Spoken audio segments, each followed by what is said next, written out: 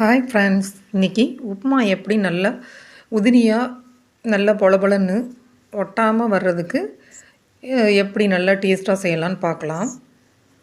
அதுக்கு முதல்ல வறுத்த ரவை தான் நான் எடுத்திருக்கேன். அதையும் நம்ம லேசாக வறுத்துக்கிட்டோம்னா நமக்கு நல்லா ஒட்டாமல் வரும். அதில் ஒரு நல்ல மணமும் வரும்.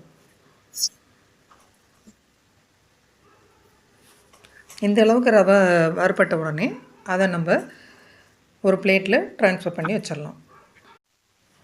அதே பேனில் 4 ஸ்பூன் அளவுக்கு ஆயில் சேர்த்துருக்கேன். நமக்கு எவ்வளோ தேவையோ அந்த அளவு சேர்த்துக்கலாம். அந்த அளவு சேர்த்துட்டு ஆயில் நல்ல ஹீட் ஆன உடனே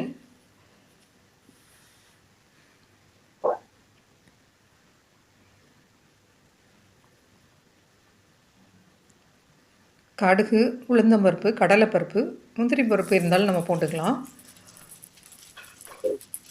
அதுவும் இந்த டிஷ்க்கு நல்ல டேஸ்ட் கொடுக்கும். இது எல்லாம் சேர்ந்து நல்லா பொரிஞ்ச உடனே நம்ம கட் பண்ணி வச்சுருக்கிற வெங்காயம் சேர்த்துக்கலாம். பெரிய வெங்காயம் சேர்த்துக்கலாம், சின்ன வெங்காயம் சேர்த்துக்கலாம். அதில் கொஞ்சம் கருவேப்பிலை, நம்ம காரத்துக்கு தகுந்தாப்பில் பச்சை மிளகாய், இதையெல்லாம் சேர்த்து நல்லா வதக்கிக்கலாம்.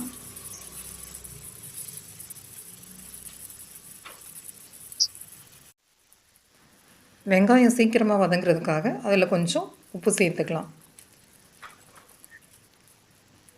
உப்பு சேர்த்து இந்த அளவுக்கு வெங்காயத்தை நல்லா வதக்கி எடுத்துக்கலாம். வெங்காயம், பச்சை மிளகாய் எல்லாம் வதங்கினோடனே இந்த டிஷ்க்கு தேவையான அளவு தண்ணி சேர்த்துக்கலாம்.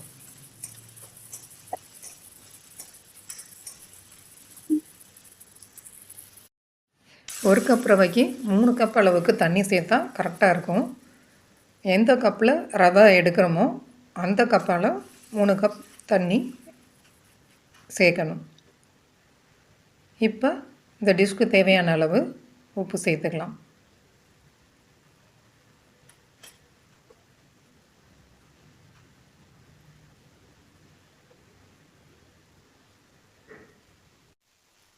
தண்ணி சேர்த்து நல்லா கொதித்த உடனே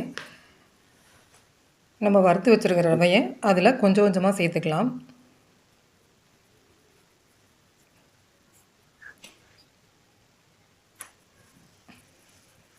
ரவை எல்லாத்தையும் மொத்தமாக போட்டோம்னா அதில் கட்டிங்கெலாம் வந்துடும். அதனால் கொஞ்சம் கொஞ்சமாக ரவையை சேர்த்து நல்லா மிக்ஸ் பண்ணி விட்டுக்கலாம்.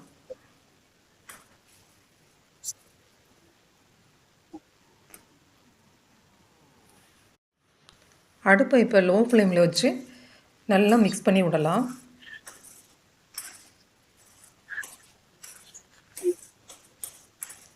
நல்லா மிக்ஸ் பண்ணி அது கெட்டியாக வர அளவுக்கு நல்லா குக் பண்ணி எடுக்கலாம். அடியில் ஒட்டாமல் இப்போ நல்லா குக்காகி வந்துருச்சு. இந்த அளவுக்கு நல்லா குக்கான உடனே நம்ம அதில் நெய் கொஞ்சம் சேர்த்துக்கலாம். நமக்கு தேவையான அளவு ஒரு 4-5 ஸ்பூன் நெய் நான் சேர்த்துருக்கேன். அது நல்ல ஒரு டேஸ்ட் கொடுக்கும்.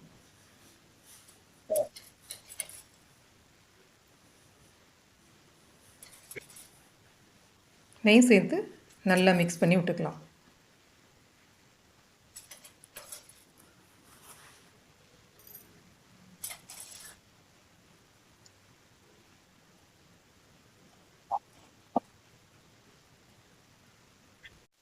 இப்போ பாருங்கள், உப்புமா எவ்வளோ டேஸ்ட்டாக நல்லா சூப்பராக ரெடியாக இருக்குன்னு.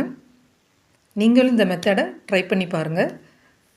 இந்த வீடியோ பிடிச்சிருந்தால் லைக் பண்ணுங்கள், ஷேர் பண்ணுங்கள், சப்ஸ்கிரைப் பண்ணுங்கள். அப்படியே பக்கத்தில் இருக்க பெல் ஐக்கானை கிளிக் பண்ணுங்கள். அதில் ஆல் ஆப்ஷன் வரும், அதையும் கிளிக் பண்ணுங்கள். அப்போ நான் போடுற வீடியோஸ்லாம் உங்களுக்கு நோட்டிஃபிகேஷனாக வரும்.